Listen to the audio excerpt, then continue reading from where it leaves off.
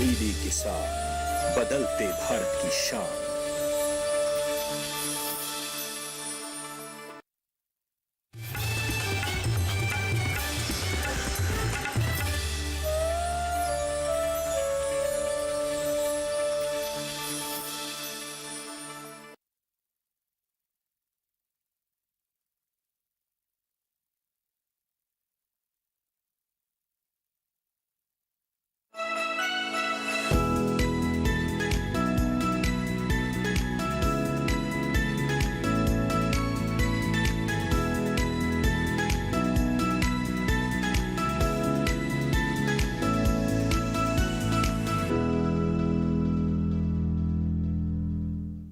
नमस्कार किसान साथियों, आप देख रहे हैं दूरदर्शन किसान। मैं हूं मोनालिसा। स्वागत करती हूं आपके अपने कार्यक्रम कृषि दर्शन में। इस कार्यक्रम में हम आपके लिए कृषि क्षेत्र से जुड़ी हुई बेहद ही महत्वपूर्ण जानकारियां लेकर आते हैं। इसी कड़ी में आज इस कार्यक्रम में जहां हम बात करेंगे दलहनी फसलों की खेती के बारे में, तो वहीं मिलवाएंगे जीरो बजट खेती करने वाले एक प्रगतिशील किसान से। साथ ही हम जानेंगे किसानों के लिए उपयोगी एक मोबाइल ऐप के बारे में। तो आइए शुरू करते हैं आज का ये कार्यक्रम हमारे 3 सेगमेंट विज्ञान और किसान, कृषि स्टार्टअप और फार्मिंग इंडिया के साथ। हमारे देश में फसल उत्पादकता कई विकसित देशों के मुकाबले कम है और इसकी एक बहुत बड़ी वजह है नई तकनीकों से दूरी।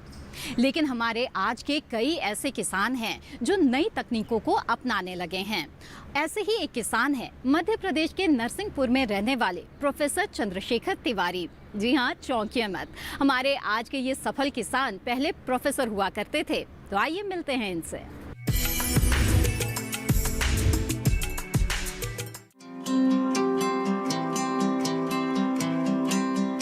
कम उत्पादकता यानी कम कमाई।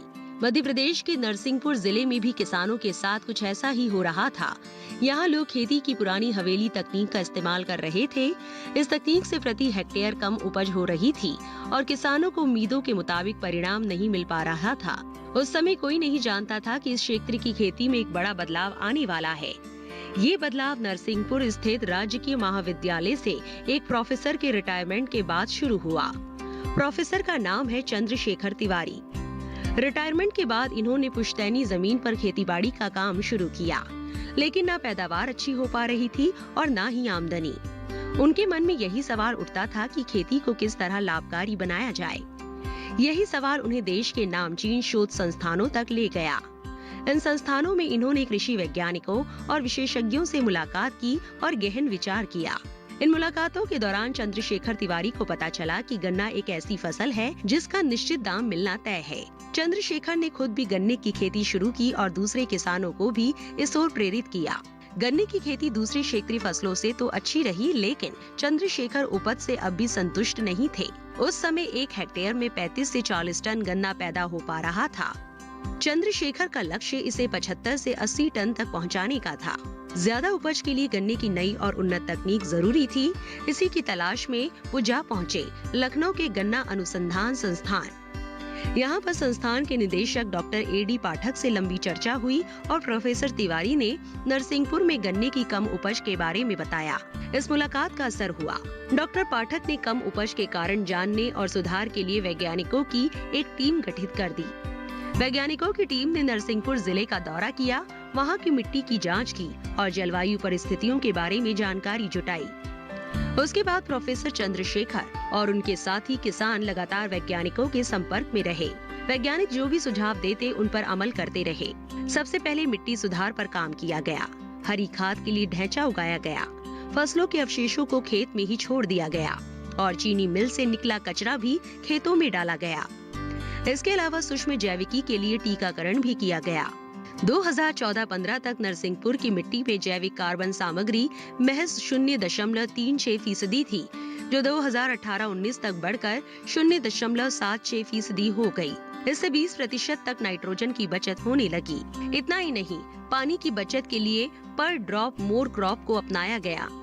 मोइस्ट हॉट एयर ट्रीटमेंट का सहारा लिया और एकल कली सेट का उपयोग किया। इन उपायों से न सिर्फ खेती की लागत में कमी आई, बल्कि उपज में भी बढ़ोतरी होती चली गई। बल्कि आज एकल कली सेट का उपयोग करते हुए किसान गन्ने की स्वस्थ नर्सरी तैयार कर रहे हैं।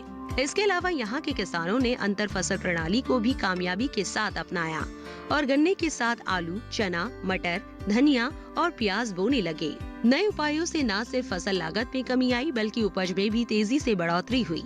बल्कि प्रोफेसर चंद्रशेखर तिवारी ने 75 से 80 टन प्रति हेक्टेयर का जो लक्ष्य निर्धारित किया था उसे भी हासिल कर लिया। कमाल की बात तो ये है कि उत्पादन में ये बढ़ोतरी जैविक तरीकों से की गई। आमदनी बढ़ी तो किसान और तेजी से गन्ने की ओर आकर्षित हुए। आज नरसिंहपुर जिले में 35% जोत पर गन्ना उगाया जा रहा है। प्रोफेसर तिवारी की मदद से वैज्ञानिक फसल अवशेष जलाने की प्रवृत्ति पर भी रोक लगाने में कामयाब हुए। आज पूरा नरसिंहपुर जिला अवशेषों को जलाए जाने से मुक्त हो चुका है।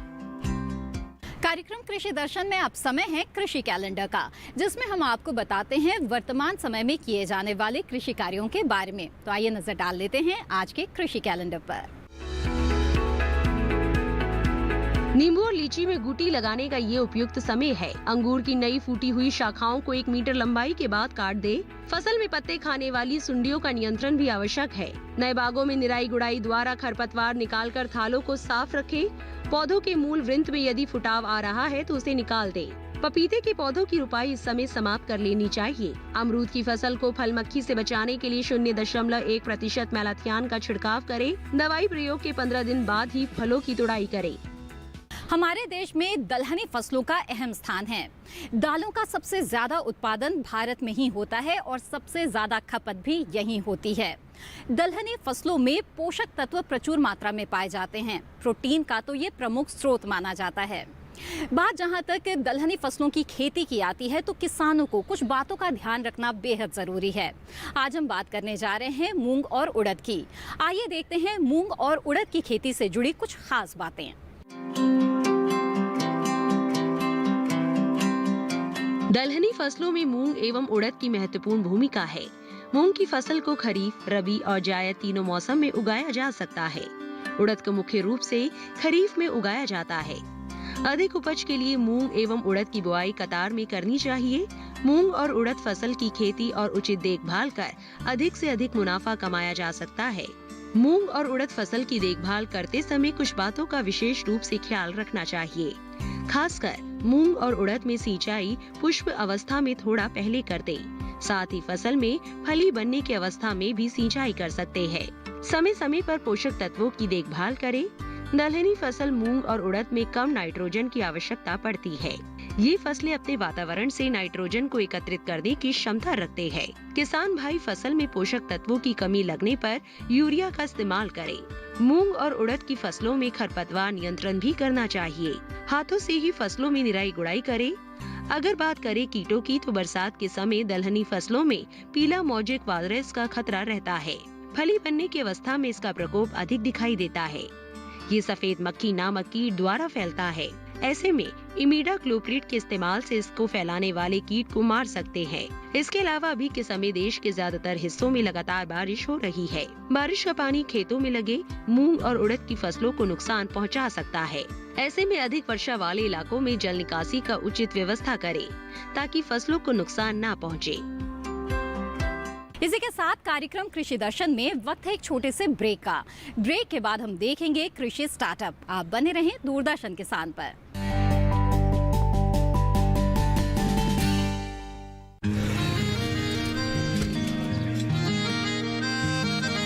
क्या बात है भाई, आजकल तो काफी खुश नजर आ रहे हो।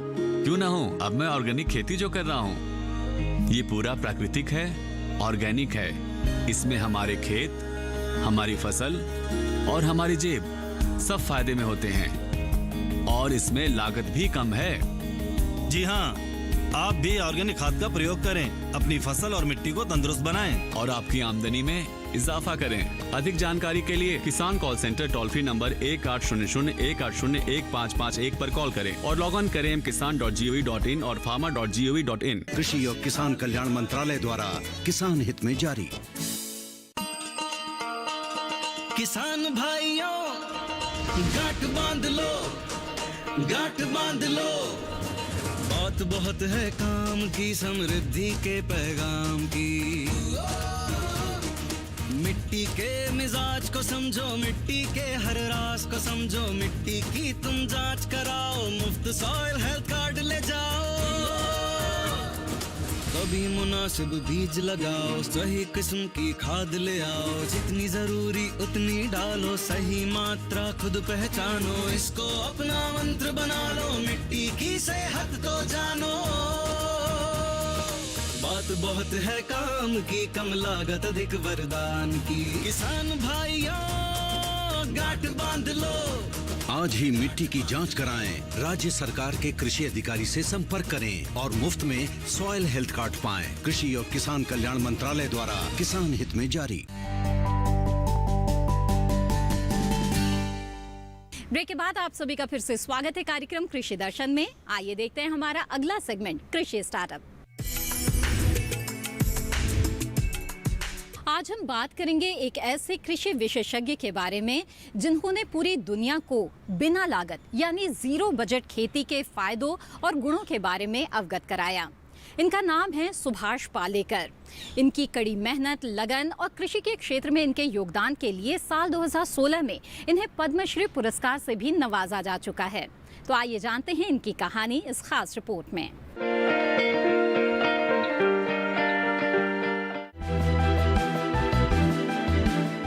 सुभाष पालेकर एक भारतीय कृषक एवं कृषि विशेषज्ञ हैं।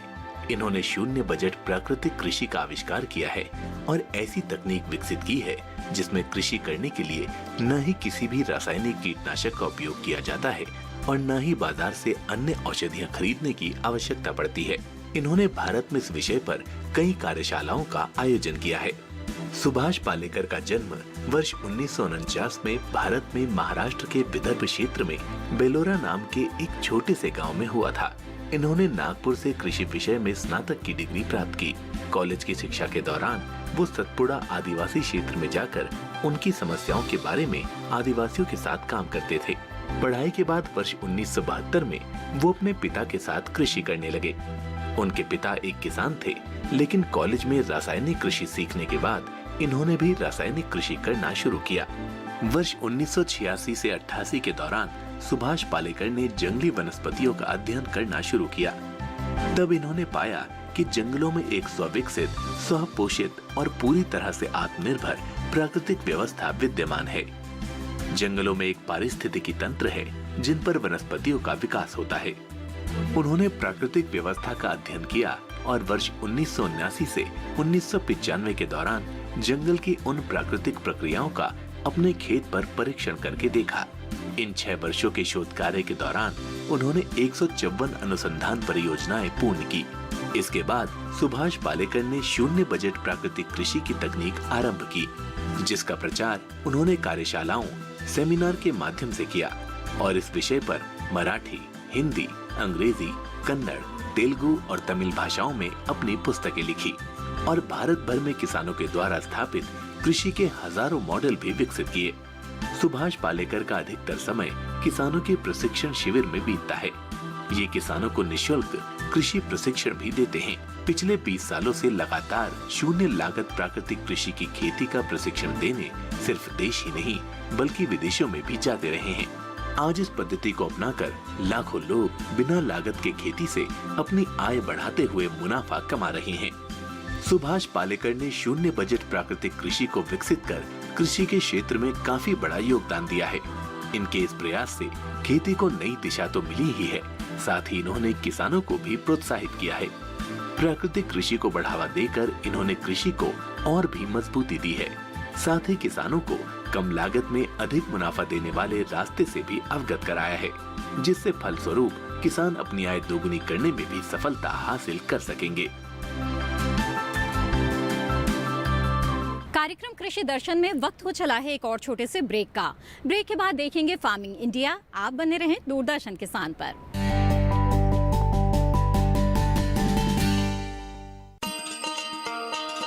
किसान भाइयों गांठ बांध लो, गांठ बांध लो। बात बहुत है काम की, समृद्धि के पैगाम की। मिट्टी के मिजाज को समझो, मिट्टी के हर रास को समझो, मिट्टी की तुम जांच कराओ, मुफ्त सॉइल हेल्थ कार्ड ले जाओ। कभी मुनासिब बीज लगाओ, सही किस्म की खाद ले आओ, जितनी जरूरी उतनी डालो, सही मात्रा खुद पहचानो, इसको अपना मंत्र बना लो, मिट्टी की सेहत को जानो। बात बहुत है काम की, कम लागत अधिक वरदान की, किसान भाइयों गांठ बांध लो। आज ही मिट्टी की जांच कराएं। राज्य सरकार के कृषि अधिकारी से संपर्क करें और मुफ्त में सॉइल हेल्थ कार्ड पाएं। कृषि और किसान कल्याण मंत्रालय द्वारा किसान हित में जारी।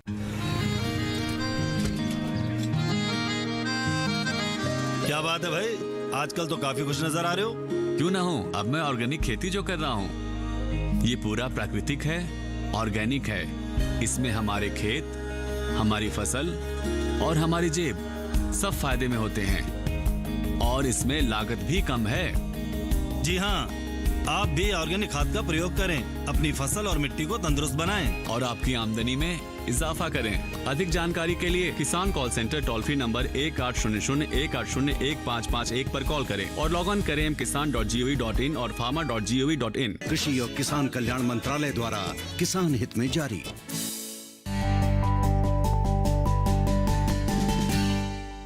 ब्रेक के बाद आप सभी का फिर से स्वागत है कार्यक्रम कृषि दर्शन में। आइए देखते हैं हमारा अगला सेगमेंट, फार्मिंग इंडिया।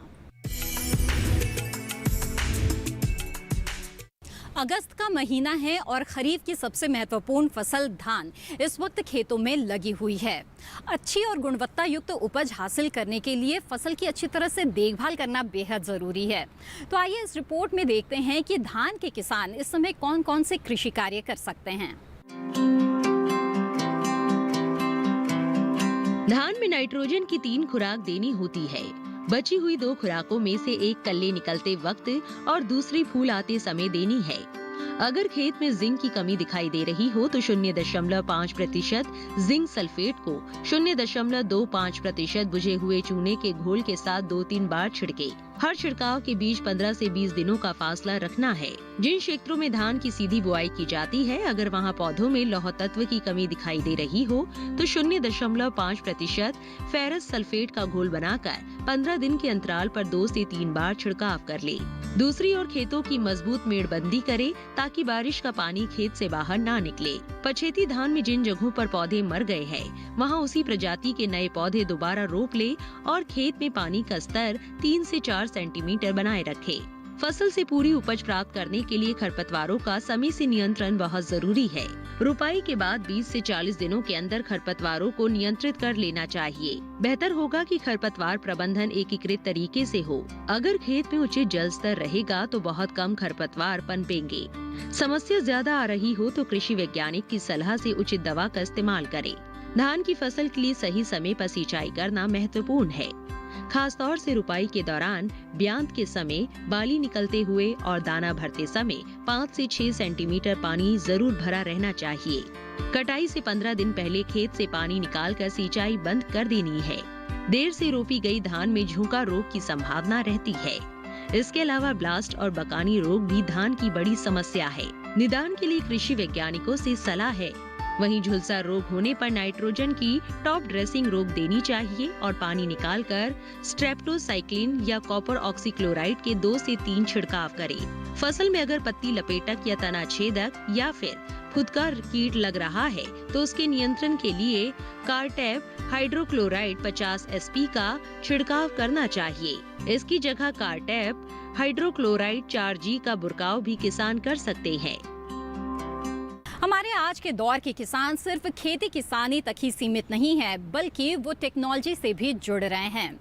सरकार ने कई तरह के मोबाइल ऐप लॉन्च किए हैं ताकि किसानों को उनके लिए ज़रूरी सूचनाएं मुहैया कराई जा सके। आज जानते हैं एक ऐसे ही बेहद ही महत्वपूर्ण मोबाइल ऐप के बारे में। देखते हैं कि इस मोबाइल ऐप का लाभ किसान किस तरह से ले सकते हैं। फसल बीमा मोबाइल ऐप किसानों, राज्यों, बीमा कंपनियों और बैंकों सहित सभी हितधारकों के लिए उपयोगी है। कृषि विभाग, सहकारिता और किसान कल्याण द्वारा किसानों के हित में लॉन्च किया गया है। फसल बीमा ऐप में प्रधानमंत्री फसल बीमा योजना और मौसम आधारित फसल बीमा योजना दोनों बीमा योजनाओं को कवर किया गया। ये ऐप बीमित किसानों को बीमा की किस्त और उसकी कट ऑफ डेट की जानकारी प्रदान करता है। बीमित किसान फसल खराब होने की शिकायत 72 घंटों में फसल बीमा ऐप पर दे सकते हैं। बीमा के साथ साथ किसानों को ऋण और बैंकों के साथ एकीकरण की सुविधा भी प्रदान करता है। मोबाइल ऐप और वेब पर फसल की लोकेशन के जरिए बीमा कंपनी से संपर्क करके जानकारी प्राप्त कर सकते हैं। अधिक जानकारी के लिए प्रधानमंत्री फसल बीमा योजना की आधिकारिक वेबसाइट pmfby.gov.in पर जाएं या गूगल प्ले स्टोर से क्रॉप इंश्योरेंस यानी फसल बीमा मोबाइल ऐप डाउनलोड करें। आइए अब नजर डाल लेते हैं कृषि जगत से जुड़े खास सोशल मीडिया अपडेट्स पर। तिलहन एवं पाम ऑयल का क्षेत्र और उत्पादकता बढ़ाने के लिए 11,040 करोड़ की वित्तीय सहायता को मिली मंजूरी। पूर्वोत्तर तथा अंडमान और निकोबार द्वीप समूह पर विशेष ध्यान। ये था आज का कृषि दर्शन कार्यक्रम। अगर आप ये कार्यक्रम दोबारा देखना चाहते हैं तो टीवी स्क्रीन पर दिए जा रहे QR कोड को स्कैन करके दूरदर्शन किसान के YouTube चैनल पर आप ये कार्यक्रम दोबारा देख सकते हैं। कार्यक्रम से संबंधित अपने सुझाव आप हमें भेज सकते हैं। हमारा ईमेल ID है krishidarshandddk@gmail.com। आप हमें पत्र भी लिख सकते हैं। हमारा पता है कृषि दर्शन, कमरा नंबर 58, CPC, दूरदर्शन, खेलगांव, नई दिल्ली 110049। कृषि दर्शन की आज की कड़ी में बस इतना ही। फिर हाजिर होंगे कुछ और खास जानकारियों के साथ। तब तक के लिए दीजिए इजाजत। आप बने रहें दूरदर्शन किसान पर। नमस्कार।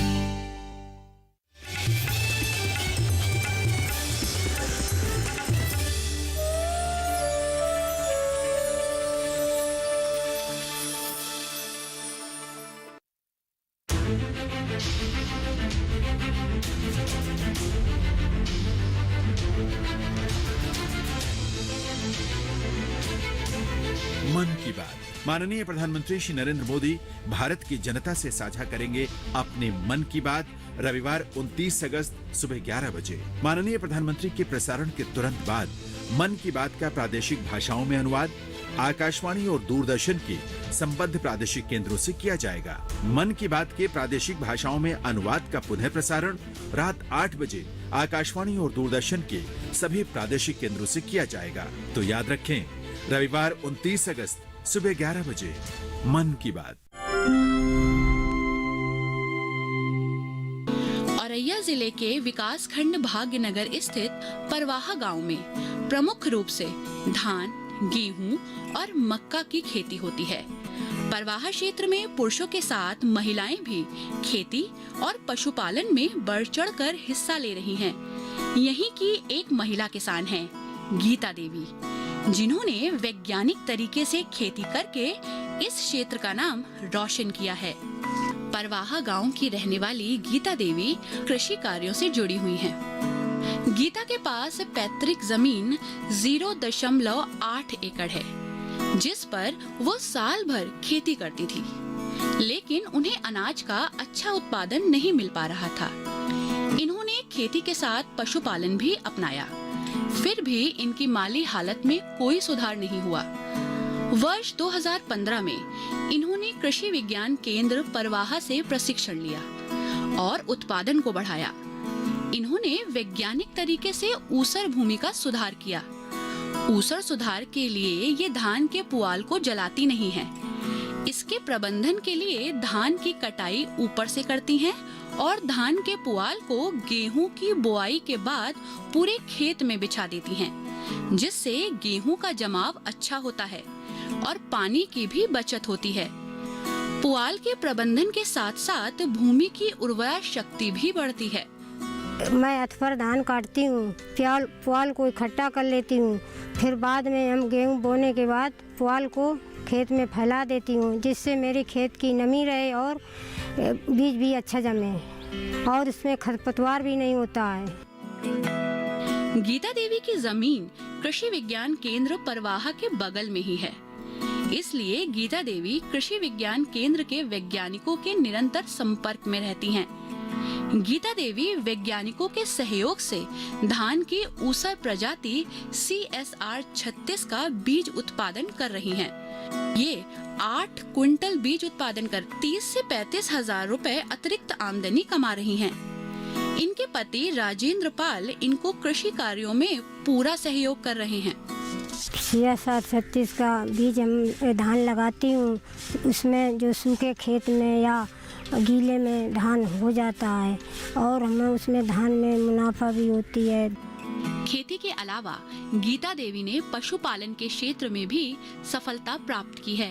पशुओं का दूध ये शहर में बेच रही हैं, जिसके दाम इन्हें अच्छे मिल रहे हैं। गीता आज पशुपालन से 60,000 तथा बीज और फसल उत्पादन से 75,000 रुपए सालाना कमा रही हैं। मेरे पास 3 भैंसें हैं, एक गाय है।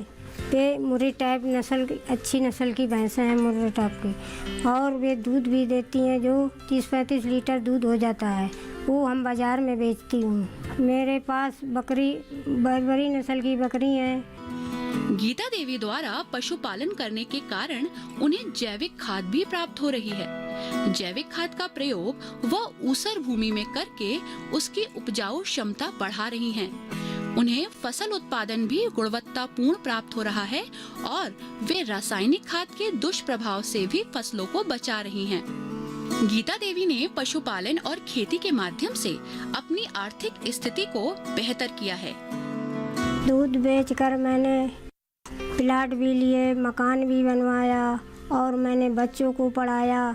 पढ़ाने के बाद और मैंने खेती भी खरीदी। उस समय 4 बीघा मेरे पास ज़मीन थी, अब इस समय 4 एकड़ ज़मीन मैंने खरीद ली है।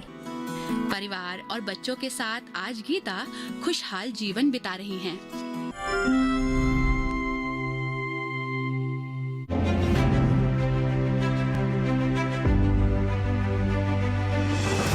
गांव की पंचायत से संसद के गलियारों तक गूंजती महिलाओं की आवाज, महिला सांसदों की परिश्रम की कहानी।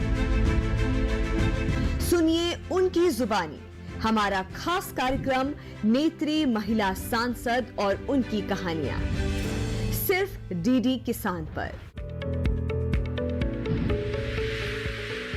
खुशहाल होंगे खेत, पशु रहेंगे स्वस्थ, सरकारी स्कीम का होगा लाभ, जब एक्सपर्ट्स का मिलेगा साथ, आपके सवाल विशेषज्ञों के जवाब, सिर्फ एक फोन कॉल की दूरी पर। देखिए किसानों का अपना प्रोग्राम हेलो किसान, सोमवार से शुक्रवार शाम 6 बजे से सिर्फ दूरदर्शन किसान पर।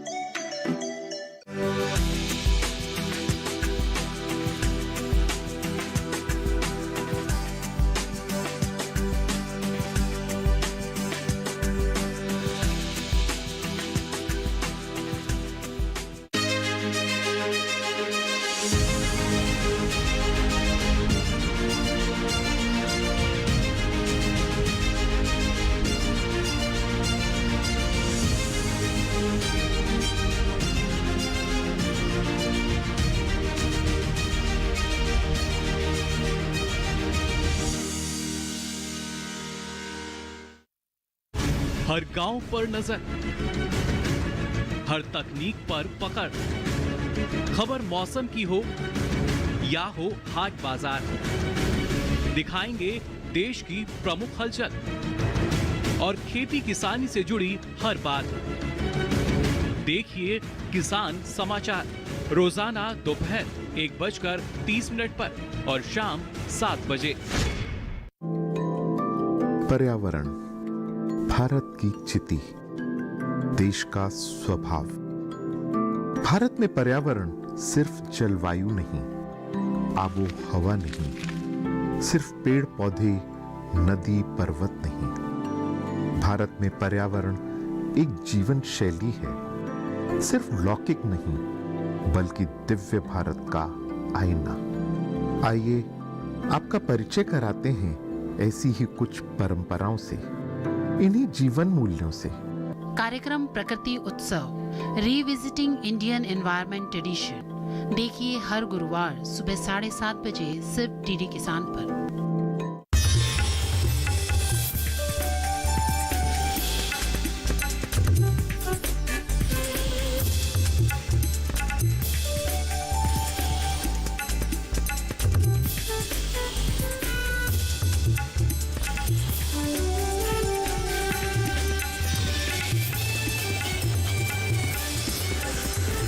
डीडी किसान, बदल